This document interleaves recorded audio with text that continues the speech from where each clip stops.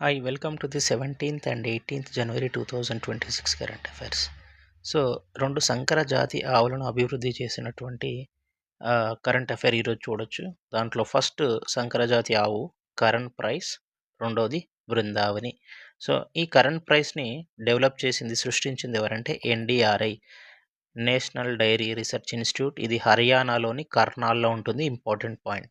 Next బృందావనిని develop చేసింది IVRI, Indian veterinary research institute.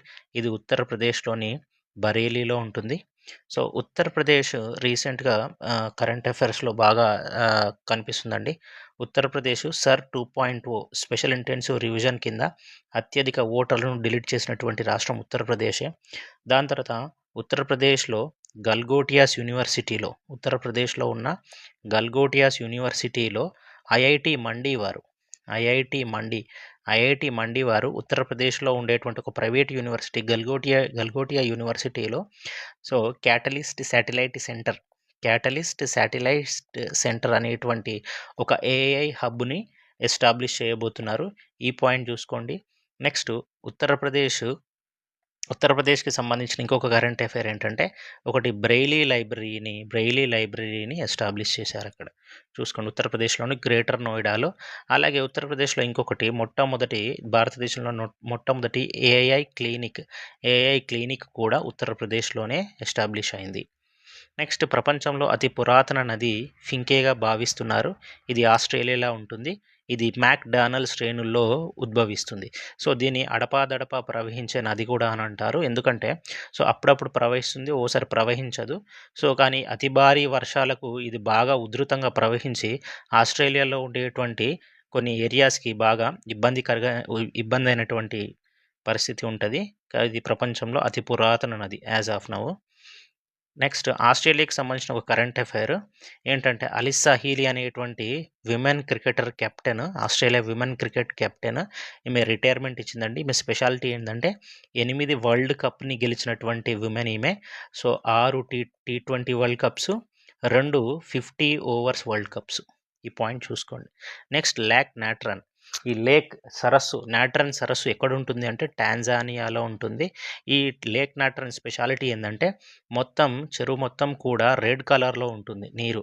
దీనికి గల కారణం హలో ఆర్కీ అనేటువంటి బ్యాక్టీరియా ఈ నీళ్ళల్లో కొన్ని రకాలైనటువంటి కెమికల్స్‌ని రిలీజ్ చేయడం వల్ల ఈ నది ఎప్పటికీ రెడ్ కలర్‌లోనే ఉంటుంది.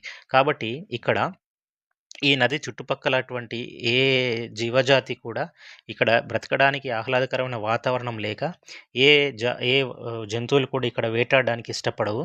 కానీ ఇక్కడ ఉండేటువంటి ఫ్లెమింగో పక్షులు మాత్రం వేరే వేరే దేశాల నుంచి, ఖండాల నుంచి వచ్చి ఇక్కడ ఉండేటువంటి తడి నేలలు, ఇక్కడ ఉండేటువంటి వెట్‌ల్యాండ్స్‌లో పురుగులను, ఇతర కీటకాలను ఆహారంగా తీసుకోవడానికి సుదూర ప్రాంతం నుంచి ఇక్కడికొస్తున్నాయి. ఇది ఫ్లెమింగో బర్డ్స్‌కి స్వర్గధామం అని అంటున్నారు. లేక్ నాట్రన్ టాంజానియాలో ఉంటుంది. నెక్స్ట్, గెగినియోఫిస్ వాల్మీకి అనేటువంటి వానపాము లాంటి ఈ ఉభయచర జీవిని గుర్తించినటువంటి శాస్త్రవేత్తలు. ఎక్కడ అంటే మహారాష్ట్ర సతారా జిల్లాలో ఉండేటువంటి వాల్మీకి పీఠభూమిలో దీన్ని కనుక్కున్నారు. వాల్మీకి అని పేరు పెట్టడానికి కారణం ఏంటిదంటే, ఈ గెగియోనిఫిస్ అనేటువంటి వానపాము లాంటి జాతిని కనుక్కునేటప్పుడు అక్కడ వాల్మీకి టెంపుల్‌కి దగ్గరలో ఉండడం వల్ల గెగియోనిఫిస్ వాల్మీకి అని పేరు పెట్టడం జరిగింది. ఇది ఉభయచర జీవి. అటు వాటర్‌లో గాని, ఇటు ల్యాండ్ మీద గాని బతికేటువంటి వానపాము జాతి కీటకం అన్నమాట. నెక్స్ట్ పాయింట్ వచ్చేసి పఫర్ ఫిష్. ఈ పఫర్ ఫిష్ అంటే ఏందంటే, ఇప్పుడు మనం చాలా ఫిలిమ్స్‌లో చూసి ఉంటాం. ఇగో ఇట్లా బెలూన్‌లాగా ఇట్లా ఉబ్బేటువంటి స్వభావం ఉన్నటువంటి చేప. సో, ఇదేందంటే, భారతదేశంలో మొట్టమొదటి ఫిష్ విషప్రయోగం కేసును సో, పరీక్షించినటువంటి శాస్త్రవేత్తలనమాట. అంటే ఏందంటే, ఈ పఫర్ ఫిష్ అనేటువంటిది ఏం చేస్తుంది అంటే, ఇక్కడ ఒక రకమైనటువంటి విషం టాక్సికేటింగ్‌ని విడుదల చేస్తుంది. దానివల్ల ఏమైతదంటే, కండరాలకు పక్షవాతం వెంబడే కండరాలకి ఇవి పక్షపాతం వచ్చేటువంటి అవకాశం జరుగుతుంది. సో, ఇది ఎక్కువగా పశ్చిమ కనుమల్లో గాని, గంగా, బ్రహ్మపుత్ర మహానది ప్రాంతాల్లో నివసిస్తుంది. ఇది విషాన్ని విడుదల చేసేటువంటి ఒక రకమైనటువంటి పఫర్ ఫిష్. ఇది బెలూన్‌లాగా ఇట్లా ఉబ్బేటువంటి స్వభావం ఉన్నటువంటి ఫిష్. చూసుకోండి. ఇది అన్నమాట. నెక్స్ట్ జమ్మ. జమ్మ అనేటువంటి భూముల రికార్డులను ఆ భూమి రికార్డుల వ్యవస్థను ఆధునీకరణిస్తున్నటువంటి కర్ణాటక గవర్నమెంట్. సో, జమ్మ అనేటువంటి భూములు ఏంటి అంటే కర్ణాటకలోని కొడగు జిల్లాలో మాత్రమే ఉండేటువంటి భూములను జమ్మ అనేటువంటి భూములు అంటారు. జమ్మ అంటే ఏందంటే కూర్గు కాఫీ ఎస్టేట్స్. జమ్మ అంటే ఏందంటే కూర్గు కాఫీ ఎస్టేట్స్. అసలు ఈ కూర్గు కాఫీ ఎస్టేట్స్ లేదా జమ్మ అనేటువంటి భూములు స్పెషాలిటీ ఏందంటే సో, ఒక ల్యాండ్‌ని ఇక్కడ ఉండేటువంటి కూర్గు కాఫీ ఎస్టేట్‌లను ఒకరు అమ్మి, ఒకరు కొనుక్కుంటే, సో, ఇక్కడ కొత్త కొనుగోలుదారు ఎవరైతే ఉన్నారో వాళ్ళ పేర్లను భూ రికార్డులలో ఎక్కించారనమాట. రికార్డ్ చేయరు. సో, ఇప్పుడు ఏం చేస్తుంది కర్ణాటక గవర్నమెంటు అట్లా ఎవరైనా కొత్తగా ఈ జమ్మ భూములను ఎవరైనా వంశపారంపర్యంగా వచ్చేటువంటి ఈ కాఫీ ఎస్టేట్‌లను ఎవరైనా అమ్మినా, ఎవరైనా కొనుక్కున్న వాడి పేరు ఖచ్చితంగా భూ రికార్డులో ఉండాలి అని చెప్పేదే సో, ఈ ఈ గవర్నమెంట్ చెప్తుందనమాట. కర్ణాటక గవర్నమెంట్. కొత్త యజమానులను ప్రతిబింబించేలా యాజమాన్య పేరు మార్పులని చేయలేము. ఇప్పుడు కర్ణాటక గవర్నమెంట్ చేస్తాము అని అంటున్నారనమాట. వాటినే జమ్మా భూములు అంటారు. ఇవి కేవలం కర్ణాటకలోని కొడగు జిల్లాలో ఉండేటువంటి భూములు మాత్రమే. అవి కూడా కూర్గు కాఫీ ఎస్టేట్స్ అనమాట. Next Simlipal national park. ఈ సిమ్లీపాల్ నేషనల్ పార్క్ ఎక్కడుంటుంది అంటే ఒడిస్సా రాష్ట్రంలో ఉంటుంది. సో, ఈ నేషనల్ పార్క్‌లో ఏం చేస్తున్నారు అంటే మొసళ్ళని కౌంట్ చేస్తున్నారు. మొసళ్ళ గణన చేస్తున్నారు. సో, ఇది మయూర్‌భంజ్ డిస్ట్రిక్ట్‌లో ఉంటుంది. ఈ సిమ్లీపాల్ నేషనల్ పార్క్. ఇది 2750 కిలోమీటర్లు ఉండేటువంటి పార్క్ అనమాట. సో, అయితే ఇక్కడ ఏం జరుగుతుంది అంటే, దీనికి సిమ్లీపాల్ అనేటువంటి పేరు ఎలా వచ్చిందంటే, ఇక్కడ ఎక్కువగా సిముల్ అనేటువంటి చెట్లు ఉంటాయన్నమాట. చాలా విస్తారంగా సిముల్ అనేటువంటి చెట్లుంటాయి. ఈ సిముల్ చెట్ల నుంచి ఏం తయారవుతదంటే, సిల్క్ తయారవుతుంది కాబట్టి, దీన్ని సిమ్లీపాల్ నేషనల్ పార్క్ అంటారు. సో, ఇది ఒడిషా రాష్ట్రంలో ఉంది. గుర్తుపెట్టుకోవచ్చు. నెక్స్ట్ పాయింట్ వచ్చేసి 6థ్ ఏషియన్ డిజిటల్ మంత్రుల వర్చువల్ మీటింగ్. 6థ్ ఏషియన్ డిజిటల్ మంత్రుల వర్చువల్ మీటింగ్. సో, ఇది ఓన్లీ డిజిటల్ మంత్రులే. అంటే ప్రతి దేశంలో ఉండేటువంటి టెలికమ్యూనికేషన్ అండ్ డిజిటల్ మినిస్ట్రీ ఎవరైతే ఉన్నారో, సో, ఈ ఏషియన్‌లో పార్ట్‌గా 11 దేశాలున్నాయి.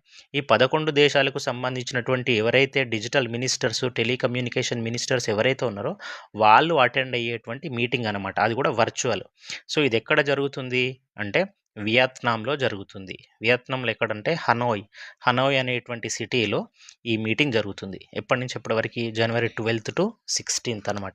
దీని థీమ్ ఏంటి అంటే adaptive Asian from connectivity to connected intelligence. యాక్చువల్‌గా ఈ ఏషియా అనేటువంటిది ఈ బాడీ ఎట్లా తయారైందంటే సో, ఇది 1967 ఆగస్ట్ 8న దీన్ని ఎస్టాబ్లిష్ చేశారు. సో, ఏషియన్ డే కూడా ఆగస్ట్ 8 అంటే 8/8. సో, ఆగస్ట్ అంటే 8 కాబట్టి ఇది కూడా 8/8 అని గుర్తుపెట్టుకోండి. సో, ఫుల్ ఫామ్ ఏంటి అంటే association of south east Asian nations. So, పశ్చిమాసియా దేశాలనమాట ఇవన్నీ. సో, ఈ ప్రస్తుతం ఈ ఈ ఏషియన్‌లో ఎన్ని కంట్రీస్ ఉన్నాయంటే 10 దేశాలుండేవి. రీసెంట్‌గా ఒక కంట్రీ తూర్పు తైమూర్ అనేటువంటి దేశం చేరడం వల్ల 11 దేశాలుగా మారింది. సో, మొట్టమొదటి ఏషియన్ ఏర్పాటు ఎక్కడైంది? దాని హెడ్ క్వార్టర్స్ ఎక్కడుందంటే బ్యాంకాక్, థాయిలాండ్‌లో ఉంటుందన్నమాట. దీని ఫస్ట్ ఏషియన్ ఏర్పాటు చేయడానికి ఒక మీటింగ్ జరుగుతది. బ్యాంకాక్ ప్రకటనలో థాయిలాండ్ రాజధాని బ్యాంకాక్ ప్రకటనలో ఇది ఏషియన్ ఏర్పాటు జరుగుతుందనమాట. దీని హెడ్ క్వార్టర్స్ ఎక్కడుంది అంటే Jakarta, Indonesia. So, Asian day వచ్చేసి ఆగస్ట్ 8. సో, ఫస్ట్ మెంబరింగ్ కంట్రీస్ ఉన్నాయి 5 Indonesia, Malaysia, Philippines, Singapore, Thailand. దాని తర్వాత చేరిన దేశాలు Brunei, Vietnam, Cambodia, Laos, Myanmar. రీసెంట్‌గా చేరినటువంటి 11వ దేశం వచ్చేసి తూర్పు తైమూర్. దాన్ని తిమోర్ లెస్టే అని కూడా అంటారు. నెక్స్ట్ ఇంపార్టెంట్ పాయింట్ వచ్చేసి చూసుకోండి. టైలర్ ప్రైజ్ 2026 ఇయర్ ఎవరికొచ్చింది అంటే డాక్టర్ టోబీ కియర్స్ గారికొచ్చింది. ఈవిడే డాక్టర్ టోబీ కియర్స్. ఇది ఏషియన్ డిజిటల్ మీటింగ్ ఫోటో ఇది. సో, టోబీ కియర్స్‌కి ఇవ్వడం జరిగింది. సో, టైలర్ ప్రైజ్ దీన్నేమంటారు? Tyler prize for environment achievement. So, రీసెంట్‌గా మన దేశానికి సంబంధించిన మాధవ్ గాడ్గిల్ గారున్నారు గదా! ఆయనకు కూడా ఈ అవార్డు 2015లో వచ్చిందండి. 2015లో వచ్చింది. ఎందుకంటే రీసెంట్ కూడా చూసుకోండి ఆయనకు champions of the earth United nations ఇచ్చేటువంటి అత్యధిక అత్య అతి పెద్ద పురస్కారం ఏంటిదంటే ఛాంపియన్స్ ఆఫ్ ది ఎర్త్. ఇది కూడా గుర్తుపెట్టుకోండి. టైలర్ ప్రైజ్ కూడా గుర్తుపెట్టుకోండి. టైలర్ ప్రైజ్ ఎందుకు ఇంపార్టెంట్ అంటే ఇదేందంటే పర్యావరణ రంగంలో నోబెల్ బహుమతి లాంటిది. పర్యావరణం సో, దాంట్లో నోబెల్ బహుమతికి సమానమైనదనమాట. సో, ఇకది ఈమెవరు అంటే టైలర్ బహుమతి వచ్చినటువంటి టోబీ కేర్స్ ఏ దేశానికి సంబంధించింది అంటే అమెరికాకు సంబంధించినటు ఒక జీవ పరిణామ శాస్త్రవేత్త. సో, పర్యావరణ రంగంలో నోబెల్ ప్రైజ్ అని కూడా అంటారు దీన్ని. ఈమె చేసినటువంటి కృషి ఏంటంటే భూమి అడుగున ఉండేటువంటి శిలీంధ్రాలు, భూమి లోపల ఉండేటువంటి కొన్ని శిలీంధ్రాలు ఉంటాయి కదా! అవి వాటి మీద నెట్వర్క్ స్టడీ, శిలీంధ్రాల నెట్వర్క్ ఉంటది గదా! ఆ శిలీంధ్రాల గురించి స్టడీ చేసినటువంటి గాను ఈమెకు టైలర్ ప్రైజ్ ఇవ్వడం జరిగింది. టోబీ కియర్స్. అంటే ఏంటిది? ఈ అవార్డును అందుకున్నటువంటి అత్యంత చిన్న వయస్కురాలనమాట ఈమె. నెక్స్ట్ మొక్కల వేళ్ళ కింద ఉండేటువంటి శిలీంధ్రాలు. ఇది మొక్క అనుకోండి. ఇక్కడ ఉండేటువంటి వేర్లకు ఉండేటువంటి శిలీంధ్రాలు, భూమి లోపల ఉండేటువంటి వేర్లకు శిలీంధ్రాలుంటాయి. ఆ శిలీంధ్రాలు ఎప్పుడు పని లేకుండా ఏముండవు. అవి బయోలాజికల్ మార్కెట్ ప్లేస్ లాగా పనిచేస్తాయి. అంటే ఏం చేస్తాయంటే దాదాపుగా ప్రతి సంవత్సరము ఈ 13 బిలియన్ టన్నుల కార్బన్ డయాక్సైడ్‌ని ఈ శిలీంధ్రాలు మొక్క వేళ్ళ లోపల ఉండి గ్రహించి భూమి లోపలనే స్టోర్ చేస్తాయి. దానివల్ల గ్లోబల్ వార్మింగ్ కూడా తగ్గిపోతుంది. అంతేగాకుండా మొక్కలకు మొక్కలకు కావాల్సినటువంటి కార్బన్ డయాక్సైడ్‌ని ఇచ్చేసి ఏం చేస్తాయి మొక్కలలోకి మొక్కల్లోకి పోషకాలను అందించి వాటిలోంచి కార్బన్ డయాక్సైడ్ తీసుకునేటువంటి పని కూడా చేస్తవి ఇవి అని చెప్పింది ఎవరంటే టోబీ కియర్స్ గారు. ఈవిడే టోబీ కియర్స్. నెక్స్ట్ పాయింట్ వచ్చేసి కాకినాడలో గ్రీన్ అమ్మోనియా ప్రాజెక్ట్. సో, ప్రపంచంలో ఇట్లాంటి ప్రాజెక్ట్ గ్రీన్ అమ్మోనియా ప్రాజెక్ట్ కేవలం ఆంధ్రప్రదేశ్‌లో మాత్రమే ఉంది చూసుకోండి. ఇది 17th జనవరి 2026 రోజు శంకుస్థాపన చేశారు చంద్రబాబు నాయుడు గారు. సో, ఏం చేస్తది అంటే ప్రతి ఇయర్‌కి 1.5 మిలియన్ మెట్రిక్ టన్నుల గ్రీన్ అమ్మోనియాను విడుదల చేస్తుంది. గ్రీన్ అమ్మోనియా అయితే ఇది ప్రపంచంలో అతిపెద్ద గ్రీన్ అమ్మోనియా ప్రాజెక్ట్. సో, కాకినాడని ఏమనొచ్చు అంటే ఇప్పటి నుంచి ఇండియా యొక్క గ్రీన్ హైడ్రోజన్ లేదా గ్రీన్ అమ్మోనియా హబ్‌గా, ప్రపంచపు గ్రీన్ అమ్మోనియా హబ్‌గా పేరుగానిస్తారు. చెప్పొచ్చనమాట. సో, ఇది ఇంపార్టెంట్ పాయింట్ చూసుకోండి. నెక్స్ట్ ఆర్యన్ వర్ష్‌నే అనేటువంటి ఢిల్లీకి చెందినటువంటి చెస్ ప్లేయర్‌ని ఇప్పుడు 9th చెస్ గ్రాండ్ మాస్టర్‌గా ఇండియా గుర్తించిందనమాట. ఇండియాకి 92వ చెస్ గ్రాండ్ మాస్టర్ ఎవరంటే chess grand master Aryan Varshney. ఈయన రీసెంట్‌గా అర్మేనియాలో జరిగిన అడ్రానిక్ మార్గెరియన్ మెమోరియల్ టైటిల్ గెలవడం ద్వారా 92వ చెస్ గ్రాండ్ మాస్టర్‌గా ఆర్యన్ వర్ష్‌న గుర్తింపు పొందిండు. నెక్స్ట్ ఇంకొక పాయింట్ ఇంపార్టెంట్. గాజా శాంతి మండలిలో అజయ్ బంగా. ఈ గాజా శాంతి మండలిని ఎవరు ఎస్టాబ్లిష్ చేశారంటే డొనాల్డ్ ట్రంప్.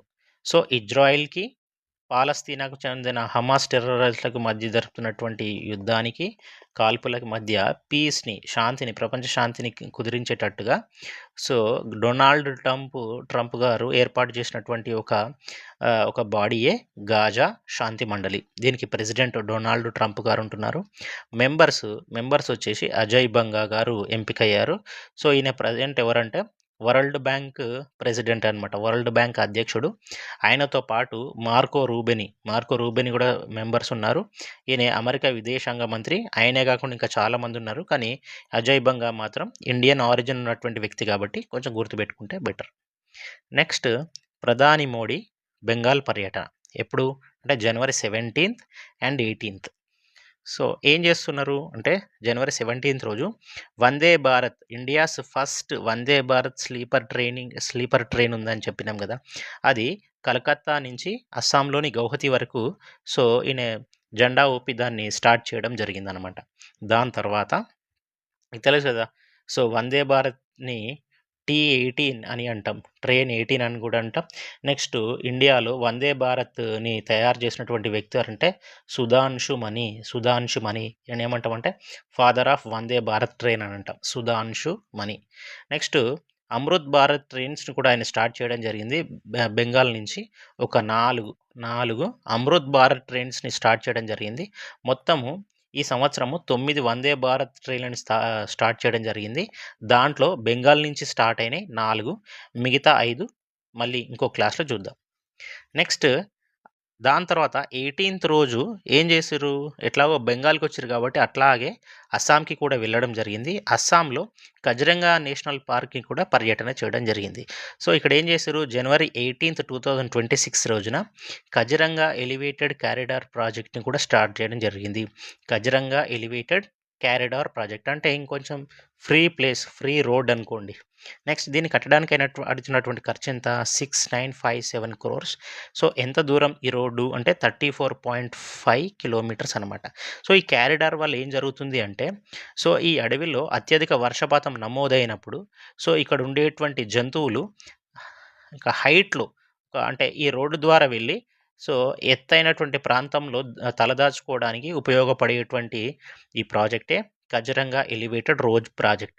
సో, దీని ద్వారా ఏం జరుగుతుందంటే నేషనల్ హైవేలోకి జంతువులు ముఖ్యంగా ఒంటికన్ను ఖడ్గమృగము, మిగతా ఏనుగులు మిగతావి వచ్చి నేషనల్ హైవేలో వచ్చి అడ్డుపడకుండా అంటే ట్రాఫిక్‌కి అంతరాయం కలగకుండా ఇవి ఈ కారిడార్ గుండా వెళ్ళి ఏం చేసే అవకాశం ఉందంటే అక్కడ ఎత్తైనటువంటి ప్రదేశానికెళ్ళి సురక్షితంగా ఉండొచ్చు అన్నమాట. నెక్స్ట్ ఇంకొక పాయింట్ అంటే Telangana AI innovation hub. So, ఈ ప్రపంచంలో భారతదేశంలో మొట్టమొదటి ఏఐ ఇన్నోవేషన్ హబ్‌ని తెలంగాణలో ఏర్పాటు చేయబోతున్నారు. ఈ ప్రకటనను ఎప్పుడు చేయబోతున్నారు అంటే ఏర్పాటు చేస్తామని జనవరి 20న. సో, ఎక్కడ ప్రకటించబడుతున్నారు అంటే స్విట్జర్లాండ్‌లో ప్రపంచ ఆర్థిక సదస్సు జరుగుతుంది కదా! దావోస్‌లో అక్కడ సీఎం రేవంత్ రెడ్డి గారు అక్కడ ప్రకటన చేయబోతున్నారు. ఇది ప్రపంచంలో తొలి ఏఐ ప్రయోగ వేదిక.